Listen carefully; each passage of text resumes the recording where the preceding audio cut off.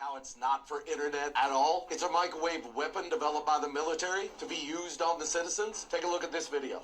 They started at 9/11 at night until 9/11 in the morning. You see the pulse going from the east to the west coast. All right, boom, you see that? Those are NEXRAD stations. Each of those towers are 750 kilowatts, pumping out between 2.7 to 2.9 gigahertz in the microwave range.